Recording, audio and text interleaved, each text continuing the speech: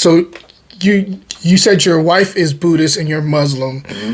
Let me ask you this: does those two different backgrounds play a big part in the way you're raising your kid? Are you guys traditionalists, or are you guys more of like, we're gonna figure this out together, and push and pull type thing, where there's no strict lines? It's just like our kid is gonna determine how we raise them up. It's a very interesting question because even though my wife's Buddhist, her culture, both our cultures grew up eating pork. I don't eat pork.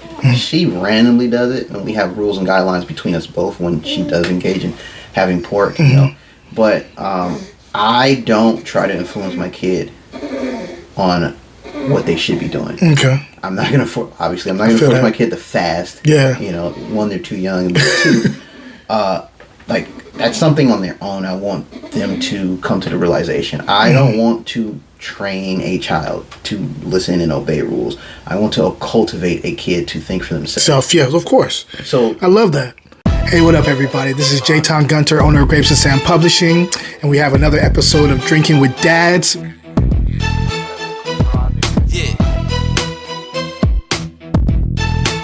This is a show where I give fathers their flowers.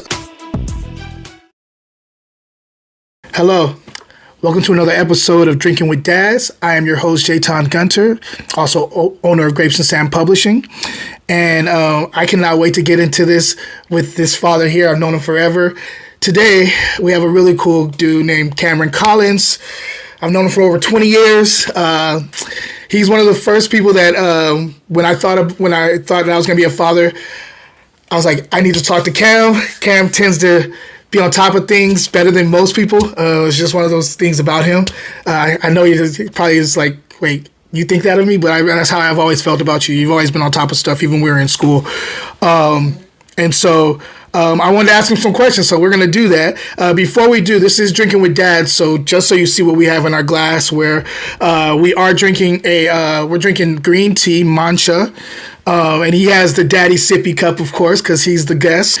And so Cam, tell everybody, say hi, hey to everybody so they can hear your voice. Thank you. First of all, thank you for having me aboard this wonderful podcast.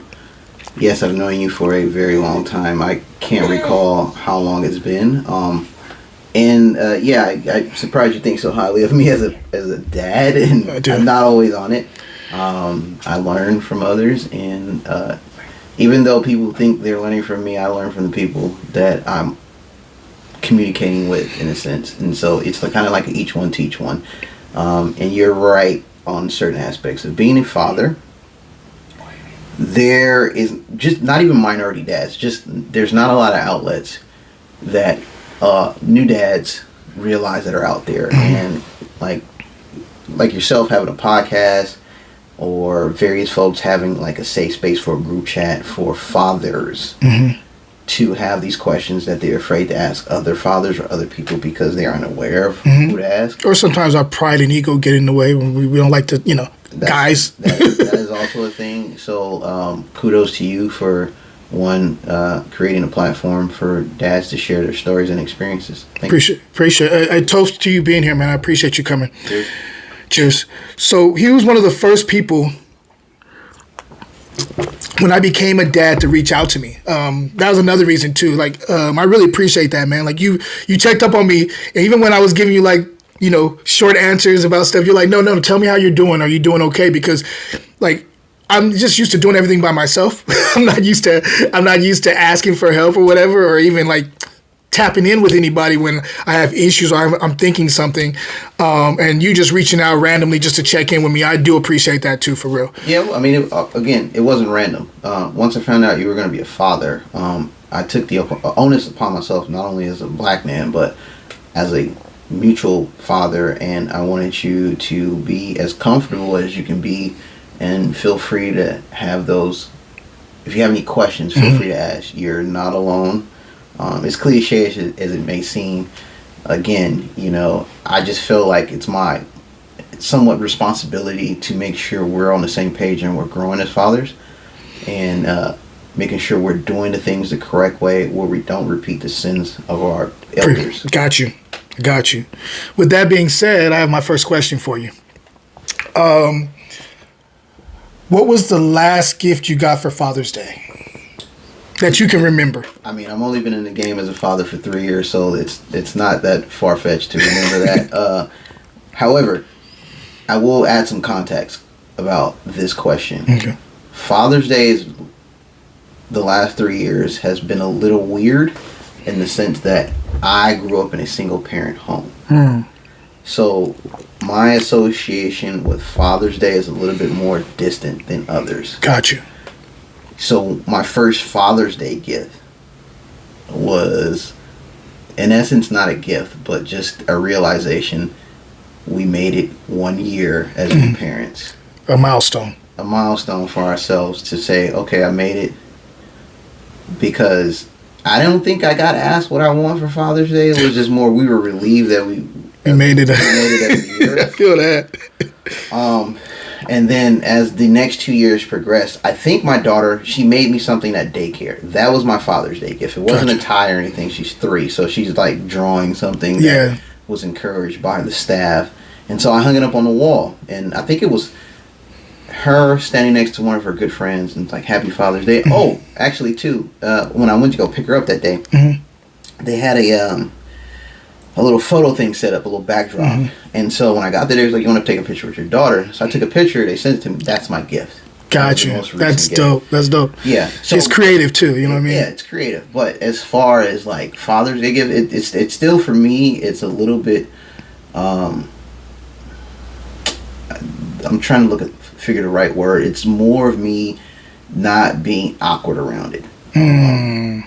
Because I didn't grow up with a dad, and like that whole Father's Day is so, like when I hear people say I'm doing something for my Father's Day, I was like, all right, cool, I'm going to do something else. Yeah. Mother's Day is different. Yeah, of course. So for me, because I grew up mainly with my mom, but I never knew my dad, and it wasn't because he was a deadbeat or anything. He just passed away before I was born. Got you. So again, that whole Father's Day is something I am growing accustomed to, being a new dad, and also being a new dad is,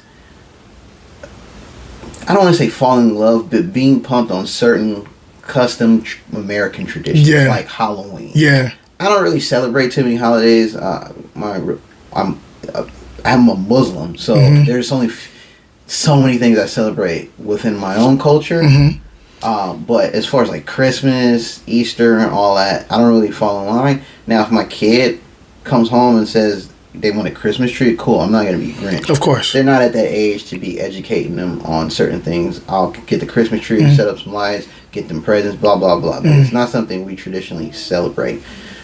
With that said, I do find myself now, like, getting pumped up to dress up with my daughter and like, oh, let's do something. Let's do something together. Yeah. I'm not necessarily a big, like, Halloween is one of those things that I'm like, oh yeah, I can dress up, whatever, it's fun, right? But I'm not like, yo, we got to celebrate Halloween every year. We got to celebrate Easter every year. Like, we're not a household that, my wife's Buddhist. Yeah. So it's like, we Muslim and Buddhist, that's definitely, So it's kind of like one of those things where like certain things have been brought back that I used to be pumped on. Like Halloween was a thing for me. And so I'm kind of like, I'm encouraged to try some stuff out. Stuff out, dress up with my daughter, see her light up. She's into Christmas lights. She's not necessarily into Christmas. I don't think she understands that. Maybe daycare's teaching her that. But I do find myself being reintroduced to things that I grew up doing as a kid that I was super pumped up about. And it's cool to kind of rekindle that fire with your kids. I can see that. Pumped on. Stay tuned. Drinking with Dads will be right back. I just released a new show called Drinkin with Dads, and this is a platform where I give fathers their flowers. I have some merch to back that up. So if you have a wonderful father in your life, or you're looking for some cool father gear for yourself, go to my online store, fruitandglassgear.etsy.com, and check out what we got there. Cheers. Now back to the show. So you have one child. One child. Okay. Did you always know did you always want to be a father? Or was this something that was just like, you know what? Being a father, I was like cool with it or not cool with it. Okay. Before I met my wife, I was with women who I was dating for a while, and things maybe were looking to get serious, they didn't want kids. I was okay with it. Yeah. You know, I feel that. Even at my wedding, I think my auntie was surprised that I got married, because I was always globetrotting and doing things on my own. Because again, I grew up in a single parent household, and I learned quick. I'm from the era where your mom had to go to work. I'm at the house. Don't open the door. Here's latchkey. Yeah, latchkey kid. Yeah. Here's pizza money. I knew how to entertain myself. I knew how to do things on my own, and that the way of living or lifestyle translated until my adult years, and even now until I got married. You know, that again, getting married, then the whole flip. You're like, hey, I'm not by myself anymore. You can't move without communicating. Yeah, but that's another nuanced story that we can get into later. But again, did I know I want kids? If the timing or the situation is right, yeah, I was down for it. It's so funny. I always, I don't think I've ever told you this, but I've always saw you as a father. I always saw you as being a really good father. Like, I don't know what it is. Some of my friends, it's just kind of in them. And I remember being in college and like we'd all just be hanging out and stuff. And just sometimes when we'd have these deep conversations, there's certain people that I'd be like, oh, he's gonna be a hell of a father one of these days. And you were one of those people. And I'd be like, yo, one of these days, this dude's gonna be a hell of a father if he does have kids. I mean, I appreciate that. I'm glad you told me that now, because I mean, like, again, the response, like, again, having a kid. One of the things my mom used to tell me when I was out there in the streets, quote unquote, was like, don't make me a grandma before. Sound like my mom. Yeah, but it was in essence trying to communicate, like, get your act together, go to college. Because going to college for a black household, black family is like huge. Yeah. And in my family, not a lot of people graduated college, let alone attending college. So my mom was like, make sure you got your priorities in order the best way she could. And so, you know, I graduated college. I had no plans of attending school for higher education, and got on the real world. Was doing film at the time, and then my mom was a little bit more relaxed about it. She was like, in essence, she was like, mission accomplished for her. She said, "That's it. I did what I needed to do." Yeah. Well, I mean, as a parent, she's never gonna stop being a parent, of course. But that was more the thing she was concerned about, just making sure I got my degree. Before I messed around, because she saw the pitfalls and perils of my neighborhood. And not to say it was bad, but she just was like, I know you can do better. Where are you from? Well, I was raised in LA Compton area. So, and growing up in high school there, you know, we have a lot of folks that, and it's not necessarily a bad thing that they didn't leave their neighborhood or they had kids before they were ready to have kids. My mom wanted to make sure that I wasn't trapped in a situation where I couldn't get my situation straight, education wise, financially, and see the world, and not miss on those important early years of my life. Smart. Yeah, I mean, I do sometimes look back and was wondering if I had a kid at 20, my kid would be an adult. I was thinking the same thing. Yeah, be an adult and you be, you know, hang out. While out. Yeah. So you said your wife is Buddhist and you're Muslim. Let me ask you this: does those two different backgrounds play a big part in the way you're raising your kid? Are you guys traditionalists, or are you guys more of like, we're gonna figure this out together and, you know, push and pull type thing, where there's no strict lines? It's just like, our kid is gonna determine how we raise them up. It's a very interesting question, because even though my wife's Buddhist, her culture, I mean, both our cultures grew up eating pork. I don't eat pork. She randomly does it, and we have rules and guidelines between us both when she does engage in having pork, you know.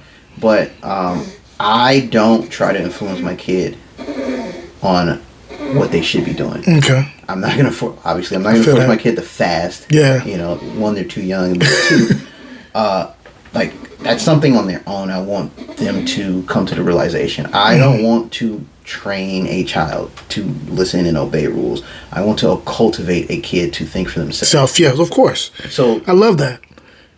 You're asking me, how do we approach it? We have to talk about things and come to a consensus agreement, because if there's dissonance between the way you guys approach, then there's going to be problems trying to communicate values and traditions and culture, right? And it's important to have those conversations with your partner about the plan of how you try to raise a newborn, a human. Of course. And you trying to raise them right. That's your legacy, right? It doesn't matter how much money you have or your status. It's the values that you instill in your young adult or young person, excuse me, and how they raise right, because they're going to be a representation of you guys. Of course, right? I know you're familiar. You know, when you as a kid you go to somebody's house, and your parents may or may not have said, "Don't be asking for people. Don't be asking for food." Yeah, that was a big thing. Yeah, it was a big thing because the prestige was like, it looks like they don't feed their child. Exactly, makes them look horrible. My mom used to be on my. Yeah. However, the guests were just being gracious enough to offer us food. Yeah. Kids are gonna be like, "Yeah, I'm hungry. I'll eat anything." My mom said, if they offer you, say no. Yeah. Always on my. So there's that whole nuanced conversation. But getting back to your original point, there are values like, again, I'm not gonna, when my child eats pork, I'm not gonna say, "Don't eat that." Yeah. If you want to eat pork, let them make their decision. If she sees me praying during the month, praying anytime, but especially during the month of Ramadan, she's like crawling on me, you know, or she wants to understand what's going on, I can explain to her as a 3-year-old, respectively, and tell her what dad's doing. However, I'm not enforcing any of my cultural traditions upon her, and especially at this age, when, again, like I said, a whole holiday. I don't celebrate the holidays, but I'm not going to take that joy away from them. If she may, yes, I get it. At a certain age. Yeah. When they get a little bit older, a little bit more savvy about information, then I'll give them information. I'll give them the information, and I'll let them decide on their own what path they try to follow. My wife is the same way. Like, you know, curse words. Like, do you allow your kids to curse? At a young age, no, because it just does not look good. The opposite does not look good. But at the same time, they're just words. Yeah, we give them meaning. They're gonna hear these words in every conversation. You know, and you don't want to like block it. You want to expose them to things, but in the way that you fashion it, where you know you're encouraging them to understand and learn about things. You know, you don't want them to just follow the orders of the parent. It's not a hierarchy. Exactly. Obviously, the parenting style. There's like a couple different parenting styles. Of I'm course. kind of like somewhat authoritative, but playful. Yeah. You know. Yeah. You know, some parents are more like playful, open, and engaged, and some people are just like dictatorship. See, you know, it's funny you say that. So let's go back to college really quick. I remember being in college, and you could always tell the kids that were sheltered, were very overbearing and disciplinarians, because soon as they got to college, they lost their mind. I don't know of any kid that we had in college that parents were super strict, that did not wild out when they got to college. And I've always been like, if I ever have a kid, I'm going to, of course, there's going to be some parameters. Of course, there's going to be some discipline, but I'm going to give them some freedom to, you know, become who they want to become, freedom to kind of be in the world and understand what's going on and follow the path they want to follow. Of course, with me giving advice when needed.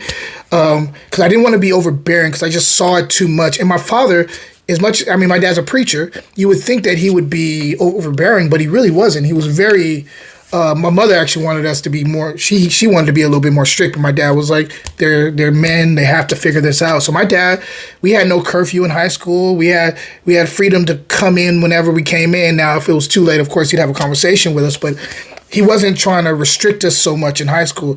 Now, mind you, probably should have, because of the stuff we were getting into in high school. But I'll tell you, when I got to college, I wasn't wilding out so much because I had already had some freedom in high school. I think the kids that did not have freedom in high school, for example, one of my best friends, I'm not going to say his name on camera, but one of my best friends that I knew all the way through college and still tight with, his parents were very overbearing.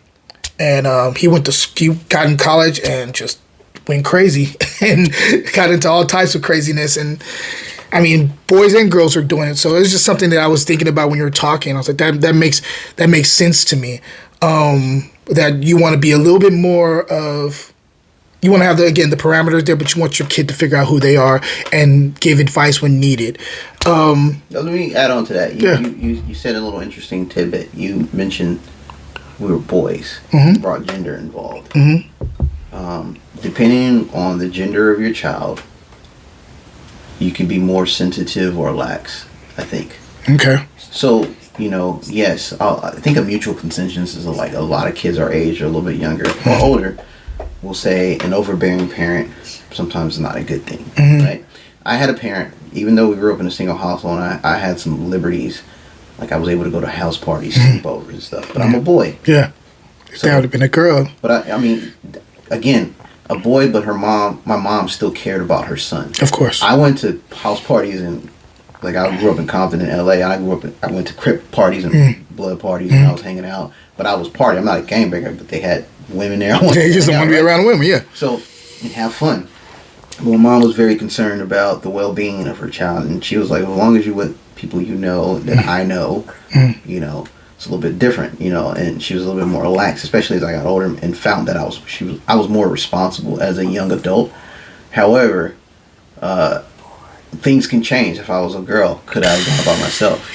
So, again, I was in a typical overbearing household because my mom has another son from a different dad, but like we're 10, 11 years apart, and so I'm her new fixation, right? And so she needs to make sure I'm safe, right? Of course. So I couldn't always go to the parties that everybody was going to. I couldn't always do this, So like sometimes I felt like my mom was very harsh on me, and when I look back on it, it has shaped me to be the person I am, for better or worse.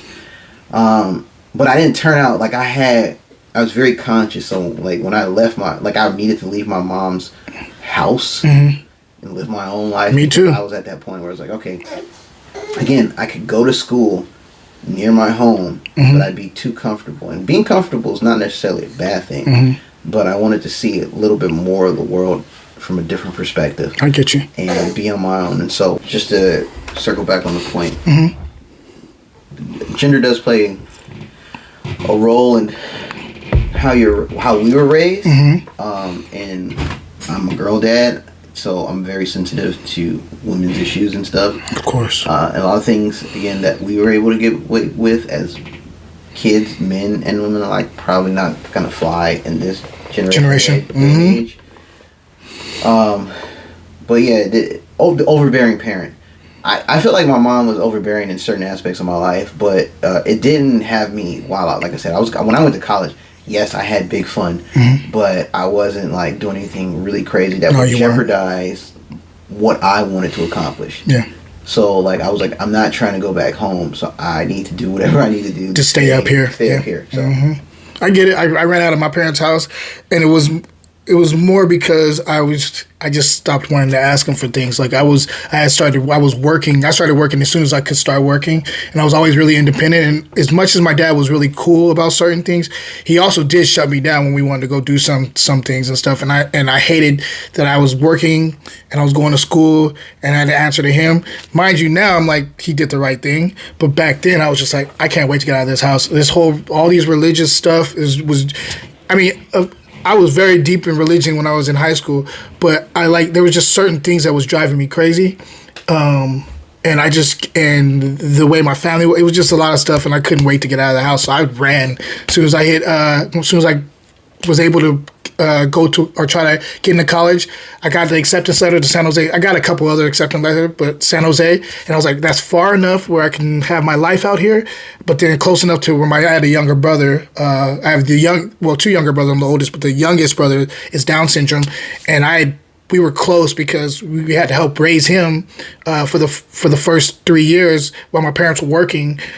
We were at home with him a lot of times, so I actually had some on the job experience with a kid before my kid, because my youngest brother, he was born when I was 15. And so we were just, we were helping out with that. So I was really close with him, and I wanted to make sure I was still around him to help him out. When it comes to roles in the household, normally I see that there is someone who is a nurturer, and then there's one that's a disciplinary. Nowadays it seems like it's both parents hold both titles, but it could be different. How does your household work? Are you more of a disciplinary and she's more of a nurturer, or are you more of a nurturer and she's more of a disciplinary? Stay tuned. Drinking with Dads will be right back. The Dream Team are a manhood development program that plays basketball. Their focus is getting the boys to be better individuals and leaders in the community while making them excellent basketball players. While most AAU programs cost over $5,000 a year, they are free for families and provide uniforms, warm-ups, shoes, and educational learning events. So they need money.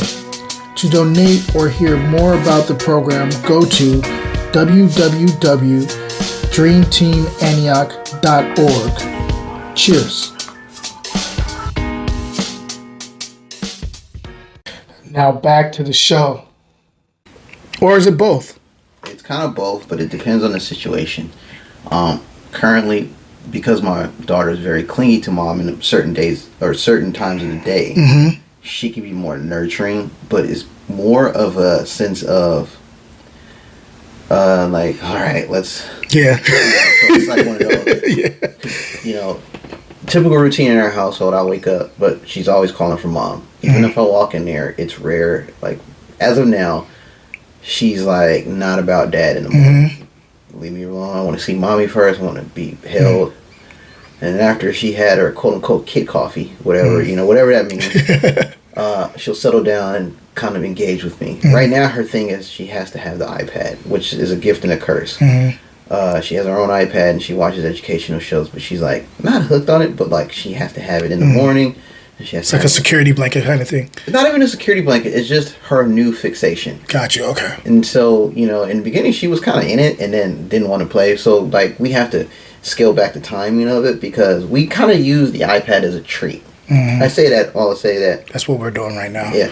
My advice is avoid any technology until you cannot avoid using the technology. It's kind of how it is right now. Yeah. So the longer you can hold out, and I say that because like as a parent, you have to be willing to engage with your kids. I get it. The tool is more of a thing you can occupy and you can have some breathing room, but you want to engage with your kids, you want to be present. So I'll get into that part of that conversation a little bit later. But what I'm going to say is like, who's the nurturer, who's the more disciplinary? It just depends on what the situation is. So if my wife is like tired, and because she's more allowing of certain things, and this is what I've noticed too about my daughter. She wilds out way more with her mom than she does with me. It's not because I'm a disciplinary. It's more because we have a chill vibe. Yeah. So my wife. I know exactly what you're talking about. She can sleep with her daughter, but not for long. Where if my daughter naps on me, we're out. That's true. Or when we're hanging out, she can be watching TV on the couch, laying on me, or chilling, or eating a snack and coloring. Whereas she's climbing on mom's trying to cross stitch and stuff, and she can't do it. So the dynamic's different. Yeah. I have my theories on that. Like, just I think personality wise. I think the energy is different between me and my wife, and how my daughter responds, I think it's based on energy. I have no scientific evidence to prove that. Yeah. That's just my own theory. But, like, I can be a disciplinary. Like, there's times where I'm not going to talk. Like, this morning, for example, my daughter had to have the iPad for some reason, and, well, I know the reason. But I made sure, I was like, hey, if you want to watch the iPad, that's fine, but we're going to eat at the same time, and I'm going to get you dressed. Because she'll be like, no, later. And like, there's no later right now. The only reason I've allowed you later is because I'm on vacation. Yeah. It's kind of more relaxed. But when we got to get going. We need to get going. Yeah, we're not going to have this. And I said, I told her, as soon as you say no, I'm turning the iPad off. A little trick when your kid gets a little bit older, start planting seeds. So if you need to be somewhere at a certain time, be like, hey, I got a timer, 10 minutes, 5 more minutes, 3 more minutes. So it reinforces the idea that they're going to be there on the clock. Instead of them being hit with a random, like, we got to go. And then we're like, no, we don't want to go. We started playing. Yeah. So those are little things. And I accept the expectation. I'm definitely going to use that. Yeah. So I take the expectation. But again, getting a long-winded answer. Who's a nurturer? Who's a more disciplinary? It depends on the situation. It can be vice versa. There's times where my wife is a disciplinary and I'm the nurturer, because when my wife has a meeting and she can't be bothered and she locks the door to the office, you gotta step in that. I know what's gonna happen. Sage's gonna cry. She's gonna demand her mom. She's gonna feel like, oh, well, I got dad now. And then she comes to me with her hands up. She needs nurturing. She needs a hug. And that's where I switch into nurturing mode. Dad is here, you know, so we hang out. She's hugging me. She needs comforting. and that touch and that closeness, and then she calms down, and then we can have we can communicate again. Got you. So. So funny so I started giggling a little bit when you were talking about like her in her mommy's phase right now.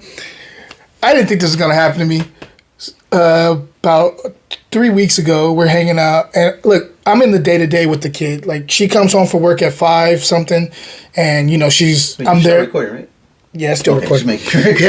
Yeah, she comes in at night, and we're there together with the baby and stuff like that. And then they go to bed together, and then I'm up working or whatever as much as I can. And I'll maybe take a nap and then wake up again and work until we have to take her to drop her off at the bus stop, or she takes the car. But I'm always up when she wakes up because I'm in the day to day with the baby.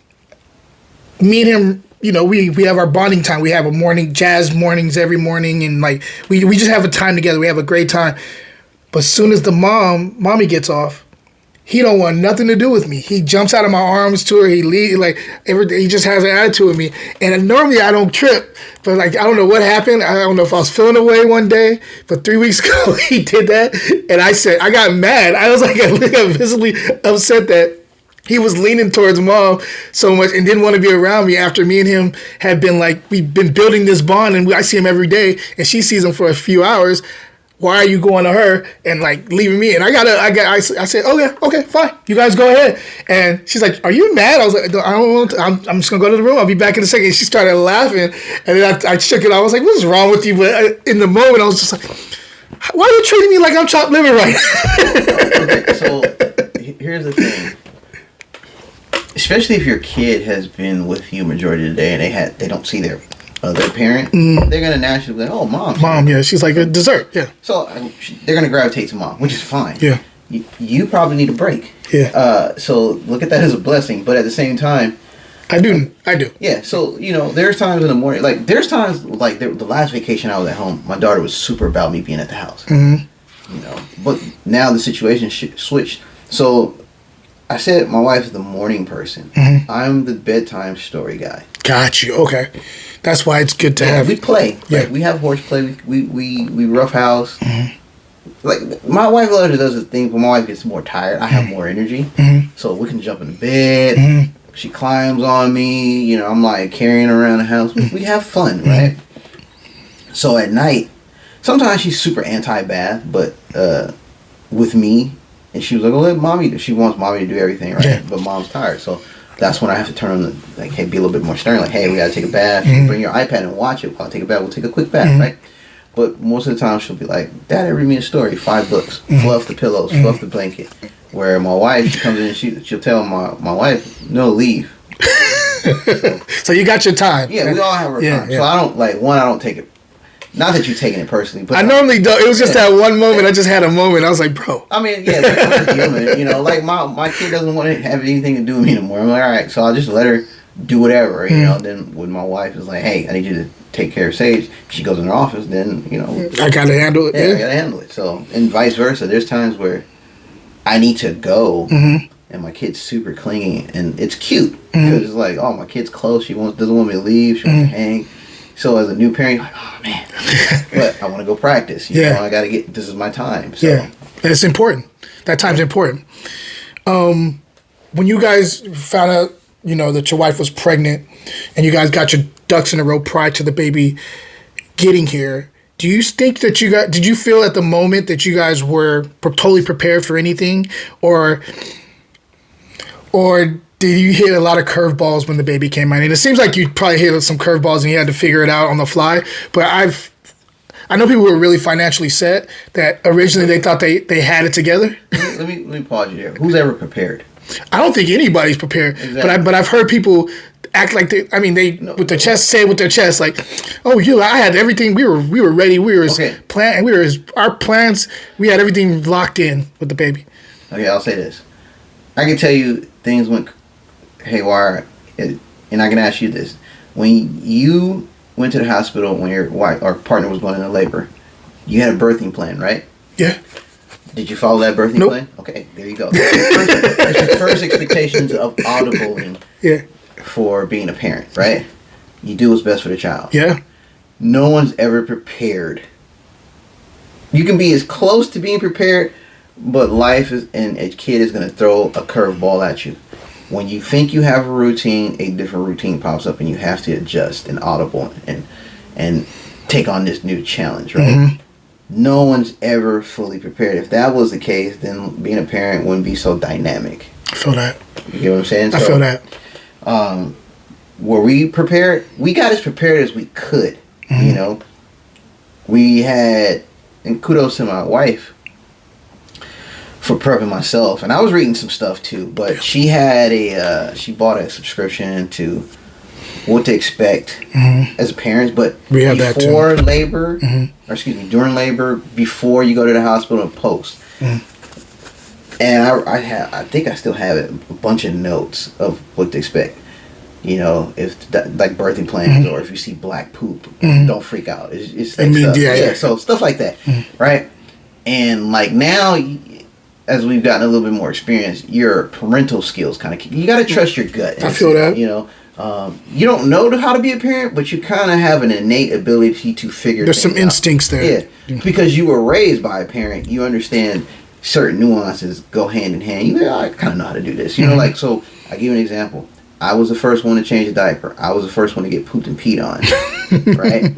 But I went in knowing how to do that and swaddling, right? So I was the first. My wife was in the room recovering, and you know, she just wasn't able to do it. Of course, so you had to jump in and handle it. Like, oh, we got to change the diaper. Who's going to do it first? I just did it. Yeah, it's not a big deal. I mean, it's not a big deal, but who wants to deal with somebody's poop? You know, right? Of course. So, again, as a parent, you're never prepared for anything. You can only prepare as much as you can, and you just want to be aware of things so it doesn't freak you out, because there'll be a curveball where there's something happening, you don't know what's going to happen, right?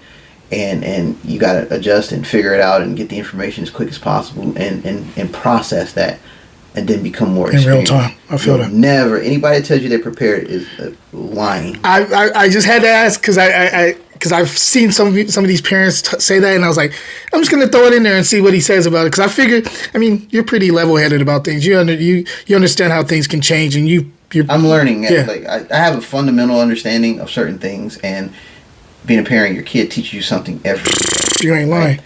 So, you know, again, we had a game plan.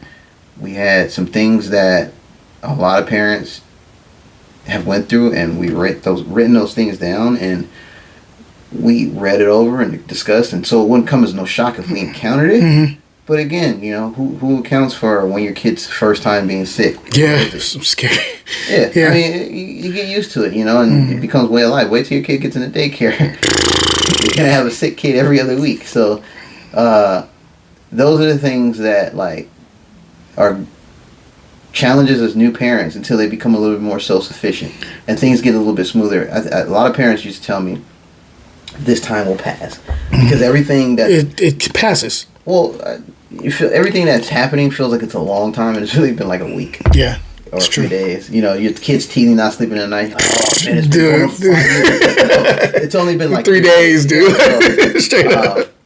You know, or like you said something earlier. Your kid sleeps in the same room? Yeah, he sleeps with us, and we've been trying to. So okay, hold on. Let me ask you another question. Is there another room where the kid? Is there a nursery? Yes. Okay. He's in there right now. How old's your kid? 7 months as of last Saturday. Okay. Happy 7 months. Thank you. This advice was told to me a month into being a new dad. As soon as you can get your kid to sleep in another room by themselves, you do it. Yeah. Immediately. We're trying. There's no try. There's doing. Yeah. You have to do this. This goes back to remembering you're a couple first. Yeah. Hell yeah. You're a partner to your better half. Yeah. Having a kid in a room prevents the obvious things from happening, but like being a couple again. Yeah, talking and like doing couple stuff. Yeah. We were forced to do that because we have hardwood floors, and I'm not trying to sneak into my house like Shaggy from Scooby-Doo.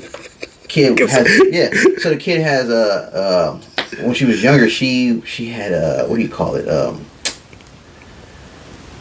She would jerk her to sleep, but there is a term for it. Oh yeah, he did that too. So swaddling. Wake himself. Yeah, we had the swaddling help. Yeah. So But once we figured, we were always trying to do it, but we had a nursery set up.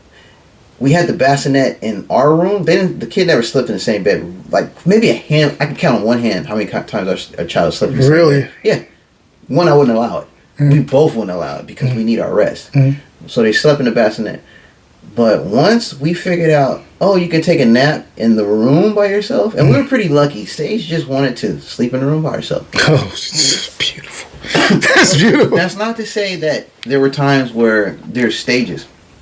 Yes, she can sleep by herself, and we left her down there, but we still had to sometimes come in there because she'd wake up in the middle of the night because she was hitting milestones, pulling herself up, figuring out. She had to understand why dark is dark, because her dark was daytime, and vice versa. Like, what is going on? Day, but be awake at night. So we had to quote unquote sleep train them, for lack of a better term, and understand that it wasn't perfect, and then we eventually got to the point where she could sleep in the room. We could put her down. There's no fuss or fighting.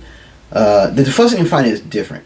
And there was a block of time where my child would sleep from 7 to 7. What? Yeah.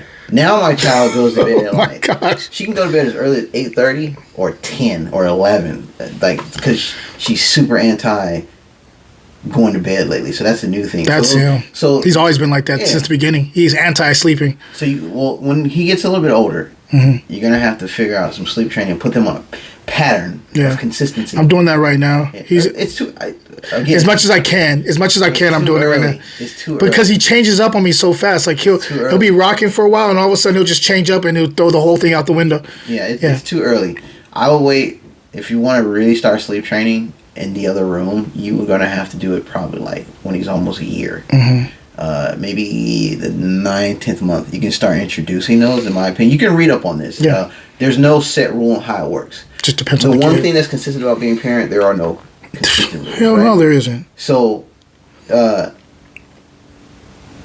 soon as you can get your child into the room by themselves to sleep, boom, the easier life will get.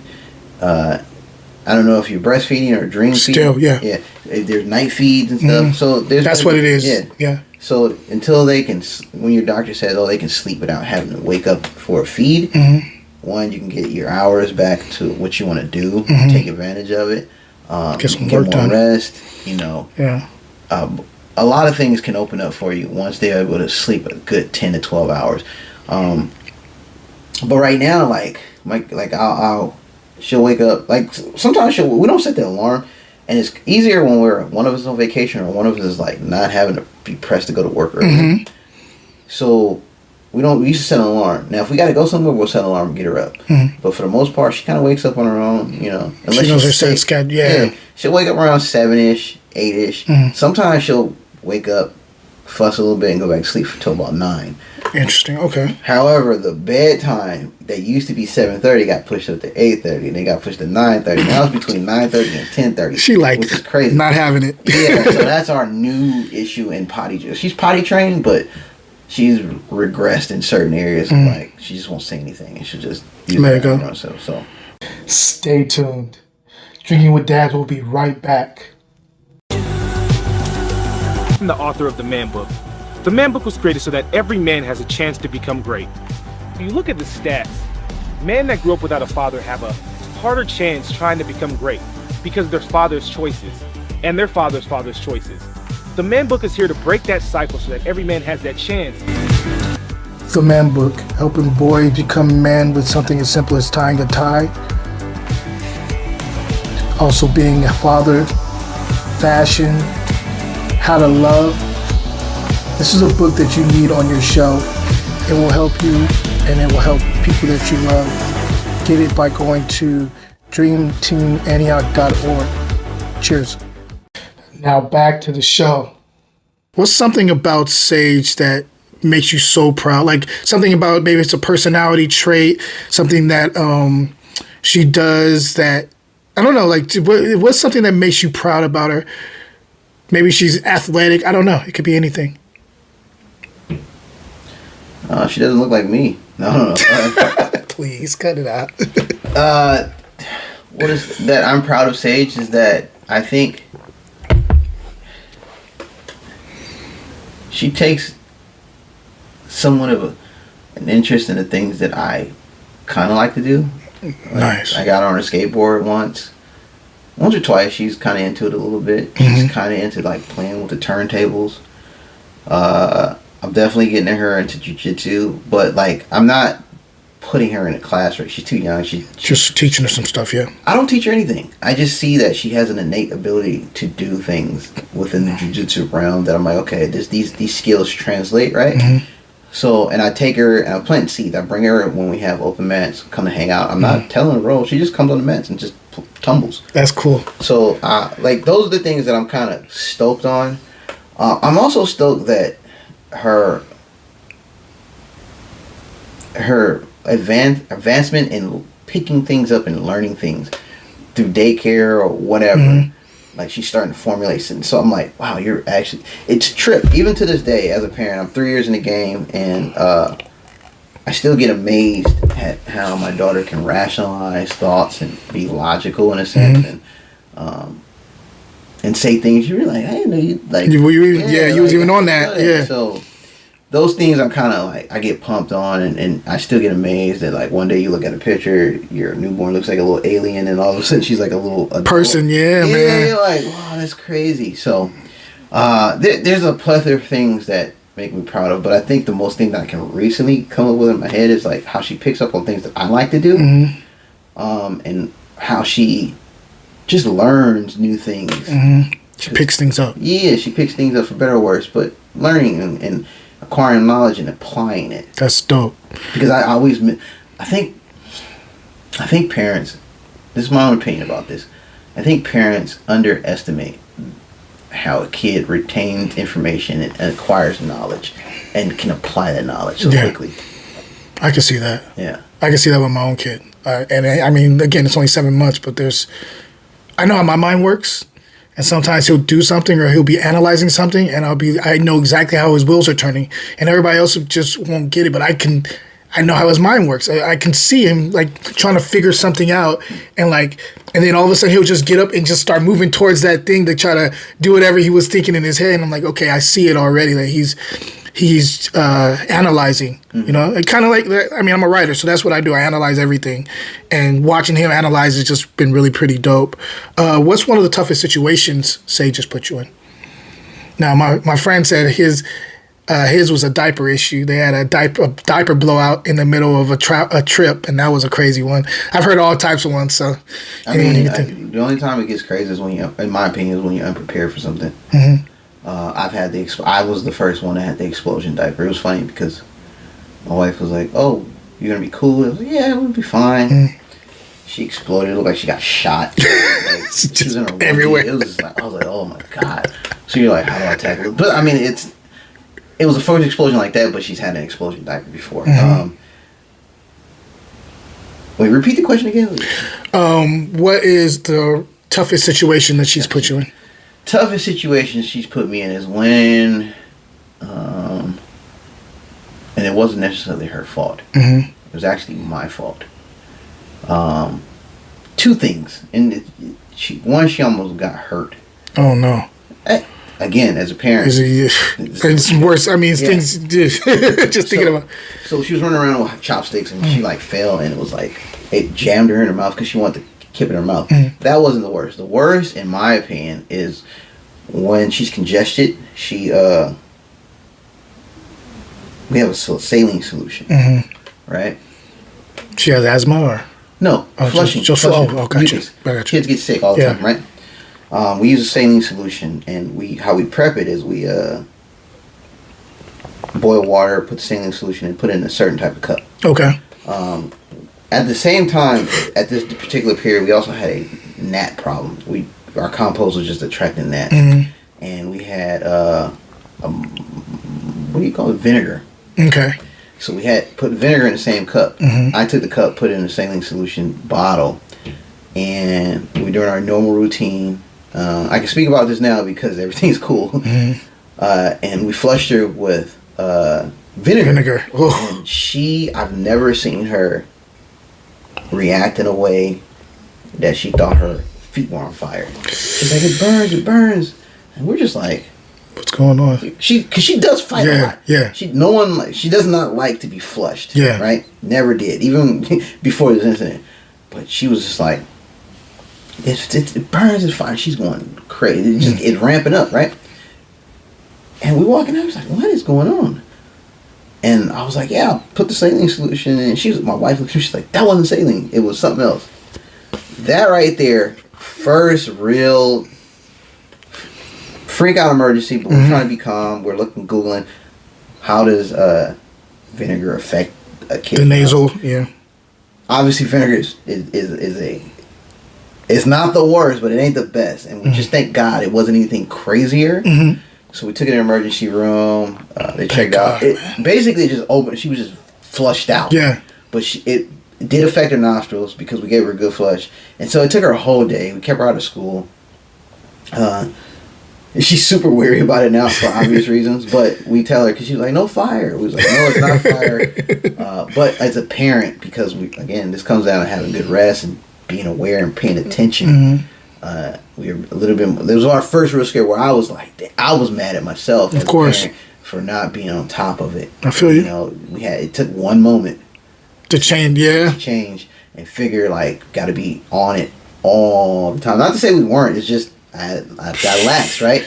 And thank God it wasn't bleach. Thank God, obviously I would have smelled it because again. The giveaway is you can smell vinegar. Yeah. But we had been vinegar in the whole house. So everything smelled like vinegar. Vinegar, right? And so I just took what I thought was solution, put it in there, and the saline minutes. We went to the hospital, and they have to ask questions. Are you abusive? Blah, blah, blah. Like, nah. Crazy accident, right? Once that whole situation, she came back, it went down. We gave her something to, suppress the pain or whatever was going on with her nose. But the doctor was like, she's fine, nothing's crazy. She's gonna be okay. She can swallow, no issues, just monitor, just keep her home, give her whatever she wants, right? Cool. So there you have it. That was the one instance where I feel like I was scared. I was a little bit scared, but I was more mad. Yeah. That I let my guard down. Not looking forward to anything like that, but I know it's gonna happen eventually, something like that. You do the best you can to prep yourself. Quote unquote preparation. Prep yourself around the house, making sure you got everything, but you can't be perfect. Like I said, my child one time fell, hit the edge of the bed, could have knocked her eye out, hit her forehead. She ran around the house, jumping around the couch with chopsticks in her mouth, jabbed her throat. Luckily, they were plastic chopsticks.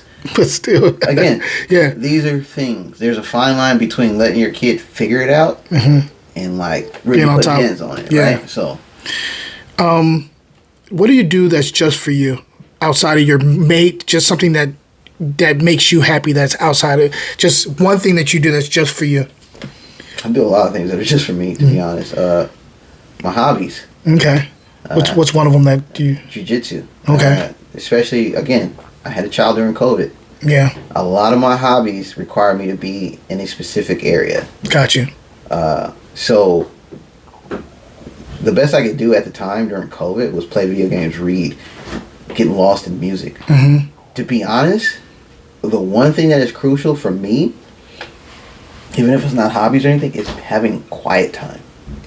I feel that. Space to think. There was a time, and I still do this from time to time, but I'll come home and I'll sit in my car for 5, 10 minutes, 15 minutes. Before you get in.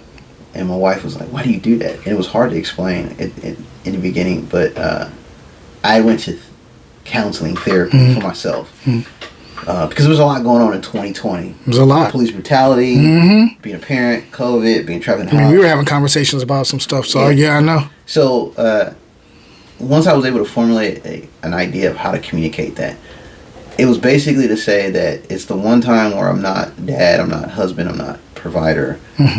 I'm just me in a car listening to my own thoughts. So when I was going back to work, I didn't mind going back to work for the commute because that 35, 40 minute drive was a block of time where I can just not do anything and not have to worry about anything except getting from point A to point B. Got you. So that's one of the key things for me. And then secondary is being able to feel like I can still do things that I did before having a child, because I do a lot of selfish things. Like I want to go to jiu-jitsu, I got to work out. I want to talk to friends in person. Not to say that my wife doesn't do it. She has different things she's into. But for myself, these are important to you. we have a schedule. Now, granted, a lot of parents used to say, new vet parents be like, oh man, things are going to change. You're going to be giving this up. I'm like, nah, I'm not giving up anything. I have to adjust. Yeah, just got to adjust. Do I skate as much as I do? It used to? Not as much. That could change. If my daughter gets in the skateboard, I'll be skating a lot more. Yeah. But there are things that I needed. Being able to go work out and do jiu-jitsu was a stress reliever. Being able to go out and hang out with my friends for dinner and allow my wife to go out and get out of the house. I can see that. Like for me, I take my daughter with me occasionally. Like I went to a flag football game that got canceled this weekend, but the whole point of that is to give my wife some space. So she can give her some time. 3 to 5 hours of just, she can watch a Korean drama, she can cross stitch, she can be on her phone, doing searching, scrolling, whatever. She don't have to do anything else, without having Sage on her. And again, being a girl dad, I kind of look at it as a cool thing because I get to bond with my daughter. Yeah, bring her around, hang out. But it was more her. I was like, she's gonna meet my friends and hang out and watch flag football. They got cut short because it was cold and no one showed up because it got canceled or whatever. In general, it's my hobbies that I do. If I can do my hobbies and feel like that I'm able to still do them at a rate that's satisfactory to myself, I'm okay. Got you. Yeah. So you already said that your father wasn't around because he passed early. Did you have any father figures growing up? And if you did, was there any piece of advice they gave you that you have used with your own parenting? Like an uncle or, grandpa, whatever. I had street dudes that I'm not saying I'm a nerd. I'm a geek. Let me first get that for Look, I grew up in a blood neighborhood. I grew up around Fruittown, Piru. I went to school at Centennial High School. I went to Vanguard Middle School. I also lived in a Crip neighborhood. I knew a lot of Crips. Blah, blah. I knew hood dudes, right? I am not a gangbanger, nor do I claim to be tough. I do martial arts. And so with that said, I did have street cats, East Coast and West Coast, that knew my mom and looked out for me and would give me advice because they saw the potential in me, I'm assuming, right? Okay. I remember a dude named Jimmy Session. He was from New York, Rochester, New York, and he was, quote unquote, with the movement, right? But he was cool. My mom was cool with him. He knew how to code switch. Like my mom knew he smoked weed, and he was sleeping with women, whatever. Yeah, he was doing his thing. But she knew he looked out for me, right? And I don't know if there was anybody throughout that life that gave me any tips about parenting. There might be one dude. He was a father of like 5. He was kind of an alcoholic, but he would drop a gem on me from time to time. Gotta love those dudes, man. Yeah. It's always one. I can't even recall what he said to me, but he said something to me that I feel like translated for me being a parent. He was one of the few dudes that gave me a gem for future me, where the other older parental folks kind of gave me more knowledge for more of the current, right now, right? But yeah, I can't recall too many people that gave me knowledge. I think my best teacher is observing and experiencing with my family members that are dads. Gotcha. Go through with their kids. And in particular, I have an uncle who does not have the best relationship with his daughter. Okay. Actually, a lot of relatives and non-relatives that have daddy issues or mom issues. I take notes as a parent of what not to do. What not to do and repeat the same mistakes, right? And those are the best teachers, because again, they'll say, "Oh, wait till she gets older," and I'm like, "Nah." That's my challenge to myself. Yeah. More of my rebellious side of saying, "I'm not gonna be you. I'm gonna try to do the best." Because I don't. At the end of the day, we both as parents, my wife and I, we have this discussion about. We want our kid to be able to come to us about anything. Cliches as it might sound. I know what you mean. But you don't want them hiding things from you. So if my child wants to learn about drugs, I'll teach them about drugs. Yeah. You know, if they want to know about sex and men and women, look. We'll have a sit down. We was out here doing, I'm gonna tell you. Like, I'm not gonna hide it. This is the reality of it. You know, levels, tiers. I'm the same. I feel everything you're saying. I'm with you on there. Continue. I'm sorry. I feel that it's the honest truth because again, you know, you talk about the overbearing parent. My wife was from an overbearing household, and there was things. She had a wild out phase. You know, figuring things out. We all had that phase. We've been in households where they feel like they're free. They can do things. You know, like. But I also was conscientious of who I am as a person. Yeah. Even at a young age of 17. Me too. Like I grew up in the DARE era. Like, you know, I've had my experimentation in college with psychedelics and weed and all this, but I knew never to try coke, crack, you know, stuff like that. Like, I seen Pookie from New Jack. I was like, oh, cool. Not for me. From the Reagan era, that's just not me. So, again, to each their own. Every situation works. Like, I come from an era where I got whoopings. Do I want to whoop my child? Nah. Yeah, I feel you. You know, I came out okay, but I knew people got whooped. They turned into block monsters. Yeah, so, me too. It's not necessarily to say what happened to me and how I was raised is right to keep that culture and tradition. There are certain values and traditions that I take from our past and apply it now, but a lot of those things, we have the power and the onus is upon ourselves to cultivate our children in a way that's better. Agreed. We have more information too now. Yeah. I feel like they were really trying to wing it back in the day. They didn't have like even though Google's not always right, but they didn't have Google. They didn't have YouTube that you can, and they didn't have these like groups of like parenting groups that you can just ask a question and it's going to come to you like that. You know what I mean? I mean, certain communities in Africa are communities. Yeah, of course.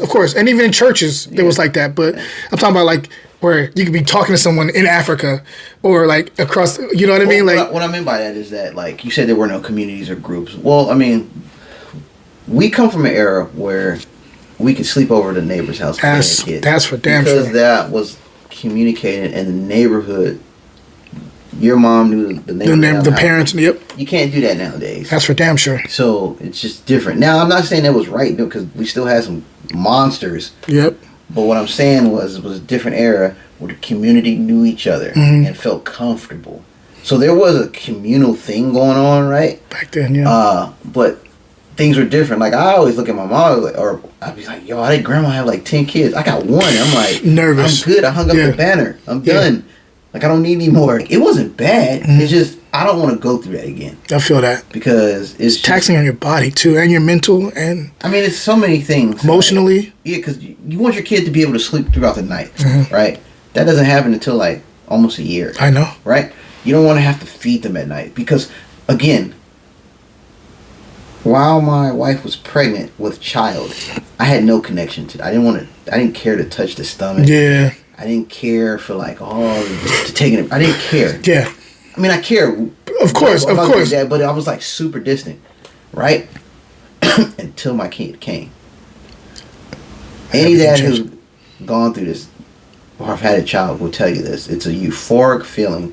For me personally, it happened in like with an overwhelming sense of emotion from joy or shock, joy, contempt. To flat out bawling. Yeah. Like all that happened within 5 minutes. It was a beautiful moment to release. Yeah. Right? Only parents, especially new parents, go through this. Right? So that's when I started to feel more connected to my kid. And it was the opposite from my wife. Really? Yeah. So she had been feeling connected the whole time and then the pregnancy. And then her body just went through this traumatic experience. And she's gotten this creature. She's separated from this creature, this baby. Yeah. And now she's in feeling some type of way because we had so many things with latching and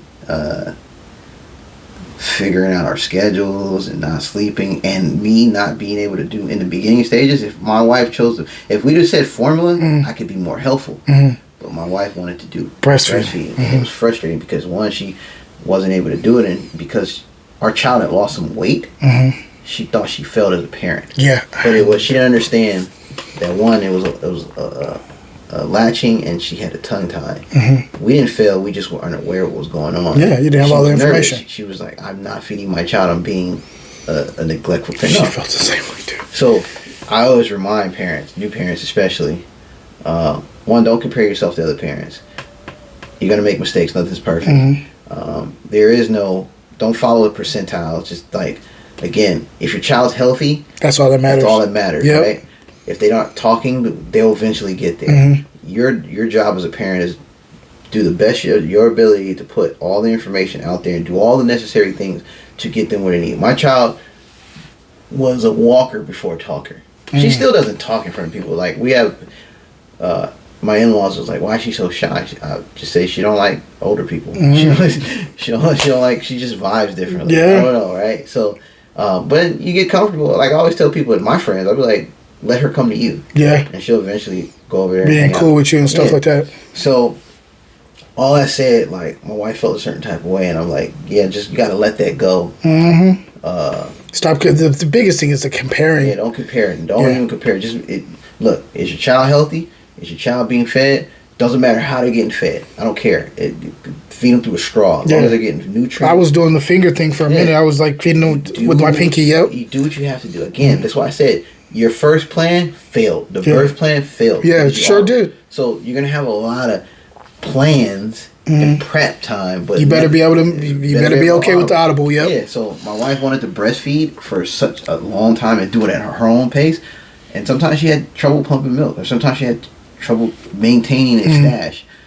And then you talk to some parents, they're not even able to do what you're doing. So feel privileged. Yeah, it's true. You can't be the mom that's pumping out like a factory. Yeah. But you're able to do it. You're still able to get them. Yeah. Yeah. So, that's and the hybrid thing. That's why we got the hybrid, because it's like, you're not failing. You're fine. Yeah. You know. Well, when you take a breath and take a step back, but then the thing about me as a dad, I wasn't able to do much but show support, make sure my wife was propped up while she was breastfeeding. She was the one that had to get up, not me. Right? Yep. I know the feeling. Until I started being able to feed my child with a bottle and giving her solids and stuff like that, I felt like I was, like, even though I was more connected, I wasn't connected like my wife. That's it right there. That's their time too. Skin to skin, you know? So anytime I had time to do skin to skin, I would do it as a bond. But like I said, me being like, because people are like, oh, did you want a boy or a girl? Well, at first I was like, I always want a healthy child. But if I had to choose, I was like, I always wanted a girl. I thought my at the time my first child was going to be a girl. Everybody said a boy. I was like, no, she's going to be a girl. And there's nothing like the bond between a daughter and her dad. Yeah. So that's for sure. My last question I got for you is the one I ask every single person, and you've dropped so many freaking nuggets on this podcast, vlog, whatever you want to call it, this show. Because I am a new father, what piece of advice would you give me? Patience. Patience. Okay, I like that. Patience. That's the one thing that was told to me from another parent. Patience. I never thought. This is the thing. I always thought I was patient before. Patient. It's so many things, dude. Like, but I was not patient before. I thought I was. It's a different thing with the kid, because you're being patient with not just the kid, but everything else. Everything else that can go wrong. Everything else that could knock you off your path. You got to be patient with everything. Meditation's been helping me a lot with that, bro. I do it every day. You find whatever thing that gets you into a place where you can function as a successful parent and successful partner to your lady, right? Yeah.